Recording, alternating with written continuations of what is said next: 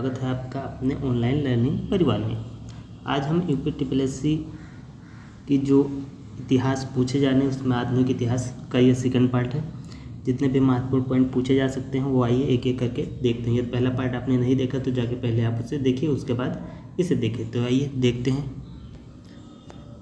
पहला point, British सरकार ने 20 जुलाई 1905 को बंगाल विभाजन की घोषणा कर दी।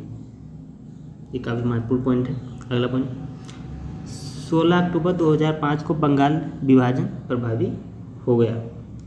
ये आपका जुलाई में इसकी घोषणा हुई और प्रभावी हो गया ये 16 अक्टूबर को। अगला पॉइंट, इस दिन पूरे बंगाल में शोक दिवस के रूप में मनाया गया। अगला पॉइंट, रविन्द्रनाथ टैगोर के सुझाव पर संपूर्ण बंगाल में इस दिन को राखी दिवस के रूप में मनाया गया। आइए देखते हैं अगला पॉइंट। अगला पॉइंट,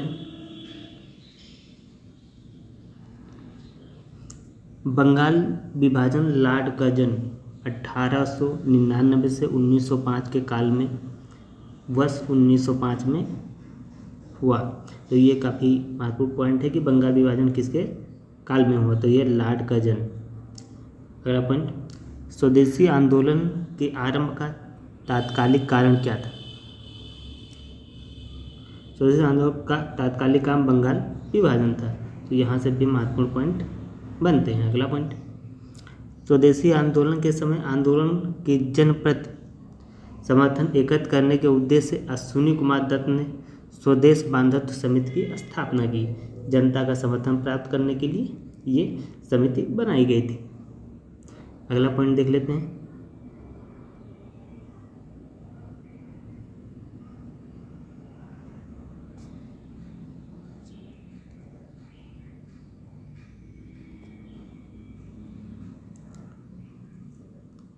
स्वदेशी आंदोलन के दौरान वंदे मातरम भारतीय राष्ट्रीय आंदोलन का शीर्षक बन गया था। अगला पॉइंट देख लेते हैं। अगला पॉइंट देख लेते हैं, ब्रिटिश पत्रकार नेविंसन ने स्वदेशी आंदोलन से जुड़े थे। ये भी आंदोलन से जुड़े। अगला पॉइंट, राष्ट्रीय आंदोलन के प्रभाव के वातावरण में टैगोर ने 1907 में अपने बड़े भाई गगनेंद्र नाथ के साथ मिलकर Indian society of oriental art की स्थापना की। अगला पॉइंट, दादा भाई नौरोजी को लोग श्रद्धा से भारत के वयोवृद्ध नेता या grand old man of India के नाम से स्मरण करते थे। तो ये काफ़ी महत्वपूर्ण पॉइंट है। आगे देख लेते हैं। अगला पॉइंट, 1892 में दादा भाई नौरोजी पहले भारतीय थे जो उदारवादी दल की ओर से ब्रिटिश संसद में चुने गए थे। अगला पॉइंट, दादा भाई नौरोजी पहले भारतीय थे जो मुंबई में गणित एवं भौतिकी के प्रोफेसर नियुक्त हुए। अगला पॉइंट, दादा भाई नौरोजी एक गुजराती पत्रिका रफ्त गोफ्तार की शुरुआत इन्होंने कब की? 1851 में की। अगला पॉइंट, वर्ष 1907 में मुस्लिम लीग का वार्षिक अधिवेशन कराची में हुआ तथा वर्ष 1908 में अमृतसर में हुआ। अगला पॉइंट, वर्ष 1908 में लंदन में मुस्लिम लीग की एक शाखा सैयद अमीर अली ने स्थापित की। अगला पॉइंट, 1905 में लॉर्ड कर्जन के स्थान पर लॉर्ड मिंटो को भारत का वायसराय नियुक्त किया गया तथा जॉन मार्ले को सचिव। अगला पॉइंट, भारतीय परिषद अधिनियम 1909 मार्ले मिंटो सुधार का सबसे बड़ा दोष सांप्रदायिक प्रतिनिधित्व प्रणाली के तहत मुसलमानों के लिए पृथक निर्वाचन मंडल की व्यवस्था करना। यह काफी महत्वपूर्ण पॉइंट है। अगला पॉइंट, गांधी जी ने कहा मार्ले मिंटो सुधार 1909 में इंडियन काउंसिल एक्ट ने हमारा सर्वनाश कर दिया।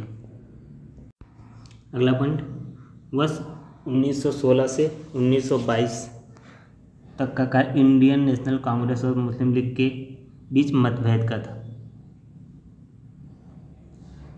इनके बीच मतभेद का था कि इनके मत साथ में, क्योंकि 1916 में ये साथ आ गई थी।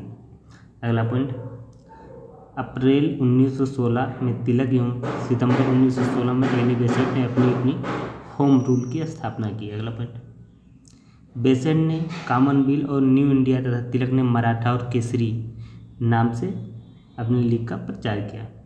अगला पॉइंट देख लेते हैं।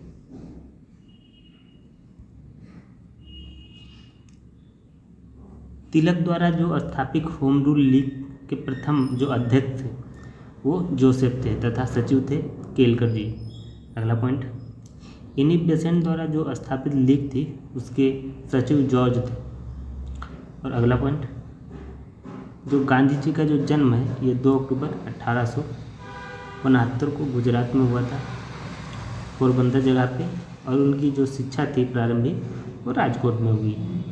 अगला पॉइंट, गांधी जी की जो शादी बहुत छोटी अवस्था में 13 वर्ष की अवस्था में कस्तूरबा गांधी जी के साथ हो गई थी। अगला पॉइंट देख लेते हैं, जो करमचंद गांधी पोरबंदर एवं राजकोट राज्यों के दीवान थे, जो गांधी जी के पिताजी थे। अगला पॉइंट, गांधी जी दक्षिण अफ्रीका से 1894 में नटाल इंडियन कांग्रेस की स्थापना की थी इन्होंने अफ्रीका में। अगला पॉइंट देख लेते, अपने सहयोगियों की सहायता के लिए गांधी जी ने टॉलस्टॉय फर्म की स्थापना की। गांधी जी ने फिनिक्स डरबन दक्षिण अफ्रीका में वर्ष 1904 में एक आश्रम स्थापित किया। सत्य तथा अहिंसा के लिए गांधी राम के सिद्धांत को मानते थे। अगला पॉइंट, गांधी जी ने लुई फिशर से स्वयं कहा, मैं सच्चा समाजवादी हूँ, मेरे समाजवाद का अर्थ है सर्वोदय। अगला पॉइंट देख लेते हैं,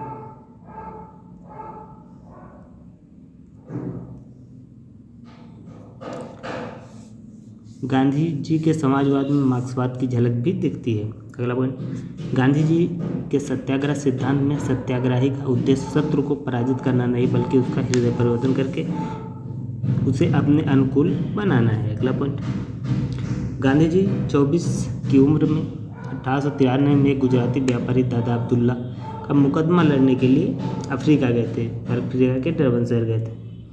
अगला पॉइंट,